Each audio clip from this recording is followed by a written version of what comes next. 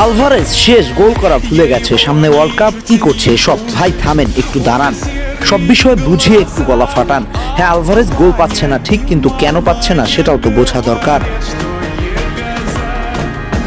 গোল করা যাচ্ছে তাও সঠিক, একজন স্ট্রাইকারের নামের পাশে যখন 9 ম্যাচ ড্রাই স্পেল থাকে তখন ক্রিটিকদের কাটাছেঁড়া স্বাভাবিক। কিন্তু আলভারেজের গেম প্লে কি কেবল ফিনিশিং এফিসিয়েন্সি দিয়ে বিচার করা সম্ভব? উত্তরটা হলো একদমই না। দিয়েগো সিমিওনে আলভারেজকে তার প্রথাগত পাউচার বা বক্স স্ট্রাইকার বলে খেলাচ্ছেই না। অ্যাথলেটিকো ট্যাকটিক্যাল বোর্ডে আলভারেজের পজিশন এখন অনেকটা হাইব্রিড ফরওয়ার্ডের মতো। তাকে প্রায় দেখা যাচ্ছে মিডফিল্ডের অনেক গভীর নেমে এসে লিঙ্ক আপ প্লেতে অংশ নিতে। এই পজিশনের থেকেও আগে কিন্তু গোল করে গিয়েছেন, আর এখন গোল না পেলে ওয়ার্ক রেট অবিশ্বাস্য। মাঠের প্রতিটি ইঞ্চিতে যেভাবে প্রেসার জেনারেট করেন এবং ডিফেন্সিভ ট্রানজিশনে ব্যাক ট্র্যাক করে ডিফেন্ডারদের সাহায্য করেন, তা তাকে একজন ট্যাকটিক্যাল বিস্টে পরিণত করেছে।